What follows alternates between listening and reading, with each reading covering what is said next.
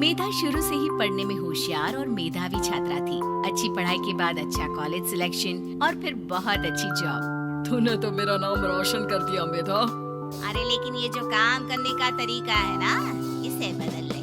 18 घंटे काम करेगी तो कल को बच्चा कैसे संभालेगी? तुम्हारी तरह पागल नहीं हूँ माँ जो बच्चे और परिवार में फंस जाऊँ। मैं तो जिंदगी खुल कर जीऊंगी। सब कहने की बात होती है बेटा, अपने बच्चे का सुख हर कोई चाहता है। वक्त बीतता है और मेधा की शादी हो जाती है। शादी के कुछ सालों में ही मेधा एक सुंदर से बेटे की माँ बन जाती है। अरे यार, मेरी मैटरनिटी लीव खत्म हो रही है, क्या करे? माँ भी नहीं आ सकती, कैसे मैनेज करूँ? ऐसा करते हैं, इसके लिए केयर टेकर रख लेते हैं, वो देखा करेगी इसे। मेधा को पति की बात जच जाती है और वो केयर टेकर की तलाश शुरू कर देती है। एक दिन उन लोगों के घर एक महिला आती है जो दिखने में पढ़ी लिखी लगती है। जी, क्या काम है आपको? मैम, मेरा नाम स्नेहा है।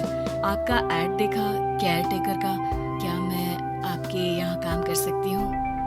हाँ, क्यों नहीं, लेकिन आप तो अच्छे घर की लगती हैं, फिर नौकरी क्यों? दरअसल मेरे ससुराल वालों ने मुझे घर से निकाल दिया क्योंकि मैं माँ नहीं बन सकती और माता पिता भी नहीं है इस दुनिया में। तो अरे अरे, कोई बात नहीं, तुम लक्ष्य को ही अपना बच्चा समझो और यहीं रहना, और किसी भी चीज की जरूरत हो ना तो बता देना। नेहा खुशी खुशी लक्ष्य को संभालने लगती है। रात को जब मेधा घर पर आती है, अरे क्या बात है स्नेहा, तुमने खाना नहीं खाया क्या? अरे दीदी, आपका बेटा टाइम दे तब ना। अरे तो जब वो सोता है तब खा लिया करो। तब तो मैं इसके पास ही बैठी रहती हूँ। कोई मच्छर या कीड़ा काट ले लक्ष्य को तो अब आप पकड़ो, मैं खाना खा लेती हूँ। स्नेहा वहाँ से चली जाती है। बहुत ही अच्छे से ख्याल रख रही है ये लक्ष्य का। मेधा, इतना तो शायद तुम भी ध्यान नहीं देती। मेधा को पति की बात बुरी तो लगती है लेकिन कुछ नहीं कहती। धीरे धीरे स्नेहा मेधा और उसके पति के साथ बाहर भी जाने लगी। सुनो, स्नेहा को भी बाजार ले चलते हैं, वो क्या है ना लक्ष्य को देख लेगी जब तक मैं शॉपिंग कर लूंगी। हाँ हाँ चलो, वैसे मैं चाह रहा था कि लक्ष्य को लेकर हम दोनों ही चलते। क्या यार, तुम तो फ्री में इमोशनल हो जाते हो, कितना देख लेंगे हम दोनों मिलकर, ले चलो उसे। कार से निकलकर मेधा और लक्ष्य रोड क्रॉस कर रहे थे कि सामने से कार आ जाती है। मेधा का ध्यान नहीं होता लेकिन स्नेहा तुरंत लक्ष्य को मेधा से छीन लेती है। मेधा गिर जाती है और कार मेधा को छूकर निकलती है, जिससे मेधा को खून आ जाता है। पति मेधा को हाथ देकर उठाता है। स्नेहा लक्ष्य को लेकर गले लगाई रहती है। थैंक्स स्नेहा, मैंने तो ध्यान ही नहीं दिया था कि कार आ रही है। स्नेहा का गुस्सा मालकिन पर टूट पड़ता है। अरे कैसी माँ है आप, अगर आज कुछ लक्ष्य को हो जाता तो मैं आपको कभी माफ नहीं करती। छोटा सा बच्चा है, उसे चोट लगती है तो पता है कितनी तकलीफ होती है। पति भी स्नेहा को देखने लगता है कि उसे क्या हो गया। मेधा को स्नेहा पर काफी गुस्सा आ जाता है। घर आकर कहती है, देखो स्नेहा, माना तुम लक्ष्य को बहुत प्यार करती हो, लेकिन वो मेरा बेटा है, मैं कभी जानबूझकर उसके साथ बुरा नहीं कर सकती, समझी? मुझे माफ कर दीजिए, मैं लक्ष्य को लेकर कुछ ज्यादा ही सेंसिटिव हो चुकी हूँ। मैं ध्यान रखूंगी कि आगे से ऐसा ना हो। मेधा का मन स्नेहा से अब हटने लगा था। एक शाम मेधा ऑफिस से घर आती है कि लक्ष्य उसे दिखाई नहीं देता और ना ही स्नेहा। वो स्नेहा के कमरे में जाती है जहाँ दोनों सो रहे होते हैं। अरे स्नेहा, लक्ष्य को आज इस कमरे में क्यों सुला दिया? दीदी, मुझे नींद आ रही थी, ऐसे में उसे कमरे में अकेले लिटाना मुझे ठीक नहीं लगा।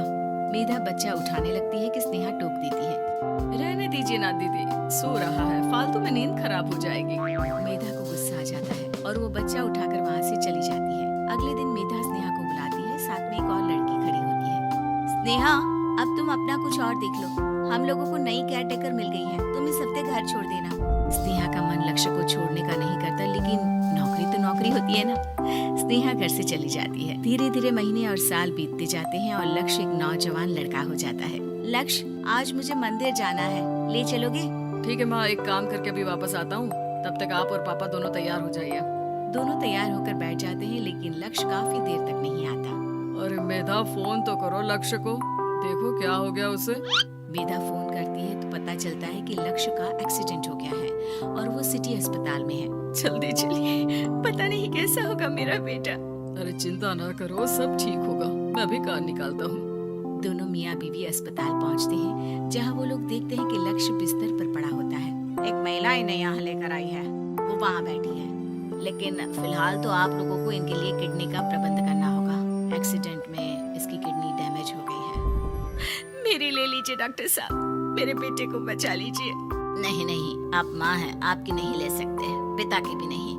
आप किसी रिलेटिव या दोस्त से पता कर लें और हाँ थोड़ा जल्दी करें क्योंकि देर होने से मामला बिगड़ सकता है। मेधा बैठकर रोने लगती है कि वहाँ डॉक्टर आ जाते हैं। जिस औरत ने आपके बेटे को यहाँ भर्ती कराया था वो अपनी किडनी आपके बेटे को देना चाहती है। कौन है वो? कहाँ है वो? तभी वहाँ स्नेहा आ जाती है। स्नेहा तुम? मैं लक्ष्य को पहचान नहीं पाई थी, लेकिन आप लोगों को देखकर समझ गई कि ये लक्ष्य है, इसलिए वापस आ गई। मैं अपनी किडनी आपके बेटे को देना चाहती हूँ।